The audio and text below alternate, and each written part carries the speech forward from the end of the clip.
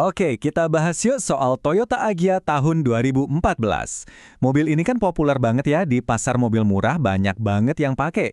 Tapi gimana sih sebenarnya rasanya punya dan pakai mobil ini sehari-hari? Nah, kali ini kita bakal bongkar tuntas semua plus minusnya langsung dari kacamata pemiliknya. Nah, pertanyaan utamanya sebenarnya simpel. Mobil ini emang terkenal murah banget perawatannya. Tapi, apa sih yang harus kita korbanin sebagai gantinya?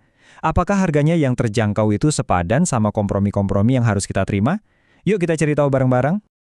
Oke, sebelum kita ngomongin bagus-bagusnya, kita harus jujur dulu nih, kita lihat kekurangannya. Biar adil, menurut pengalaman pemiliknya, ada 5 hal utama yang jadi catatan. Kita mulai aja ya, uji realitasnya.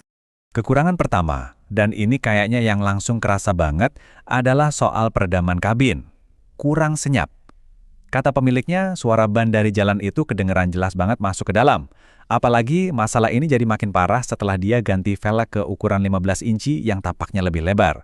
Jadi ya, soal kenyamanan dari suara, ini bukan jagoannya.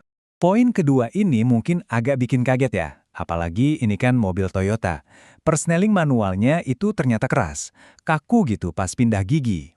Si pemilik bahkan ngebandingin, katanya mobil-mobil Korea aja transmisinya terasa lebih mulus. Ini detail kecil sih. Tapi kalau buat macet-macetan tiap hari, bisa jadi lumayan berasa. Oke, sekarang kita ngomongin mesin, soal performa. Dengan mesin 1000 cc 3 silinder, Agya ini sering dibilang yang paling loyo di kelasnya. Bisa kita lihat ya perbandingannya, ada gap yang lumayan.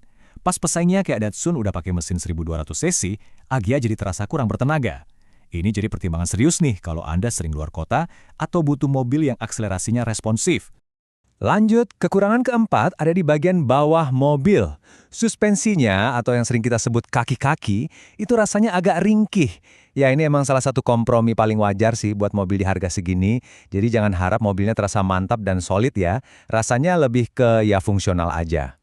Dan yang terakhir dari daftar minusnya, AC-nya kurang nendang, kurang dingin. Katanya sih ini karakter yang wajar buat mobil mesin 1000 cc, tapi kita tahu kan, di negara kita yang panas ini, AC yang adem itu bukan lagi kemewahan, tapi kebutuhan. Apalagi kalau pas siang bolong, wah ini bisa jadi penentu kenyamanan banget. Oke, kita udah bahas semua sisi negatifnya. Mungkin kedengarannya jadi bikin ragu ya. Tapi tenang, sekarang kita masuk ke bagian penebusannya. Ada 6 alasan kuat kenapa, meskipun punya kekurangan tadi, Agya ini tetap jadi salah satu mobil paling laris di Indonesia. Kelebihan pertama, dan ini mungkin faktor paling kuat di Indonesia, mereknya itu sendiri, Toyota. Nama ini tuh udah kayak jaminan mutu, jaminan keandalan, dan pastinya jaringan servis di mana-mana. Buat banyak orang, lihat logo 3 elips di depan mobil aja udah cukup jadi alasan buat beli. Selanjutnya, ini yang dicari-cari banyak orang, iritnya. Mobil ini irit banget. Cuma pakai Pertalite, Agya bisa dapat 14-15 km untuk 1 liternya, untuk pemakaian campur-campur dalam dan luar kota. Di tengah harga bensin yang kita tahu sendiri gimana, angka segitu jelas bikin senyum kan? Nah, ini dia nih keunggulan yang mungkin bikin banyak orang kaget.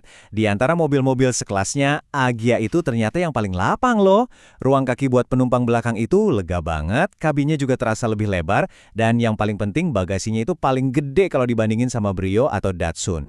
Kelebihan keempat ini asik banget buat yang suka ngoprek atau sekedar mau hemat biaya servis.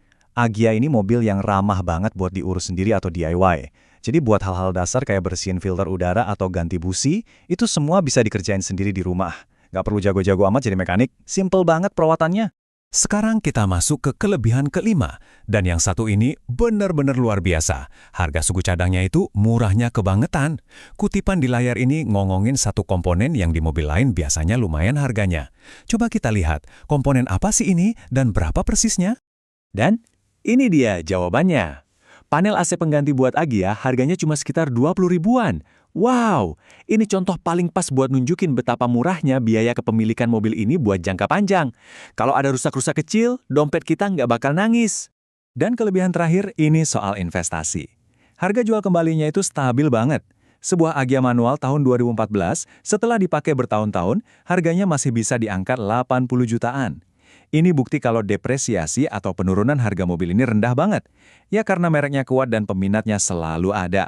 Oke, setelah kita bongkar semua, 5 kekurangan dan 6 kelebihan, sekarang waktunya kita tarik benang merahnya. kita taruh semuanya bersebelahan biar kita bisa lihat gambaran besarnya dengan jelas. Jadi, inti dari mobil ini tuh ada di sini, di sebuah pertukaran. Di satu sisi, Anda harus rela ngelepasin performa, tenaga, kenyamanan kabin dari suara dan AC, sama sensasi berkendara yang halus. Tapi sebagai gantinya, Anda dapat apa? Kepercayaan merek Toyota yang gak ada tandingannya, iritnya bukan main, kabin paling lega, perawatan super murah, dan harga jual kembali yang awet banget. Pertukarannya sangat jelas. Pada akhirnya, semua pilihan kembali ke tangan Anda. Apa sih prioritas utama Anda dalam sebuah mobil? Apakah kenyamanan dan performa buat dipakai sehari-hari? Atau biaya kepemilikan yang super rendah, keandalan, dan nilai investasi jangka panjang itu jauh lebih penting?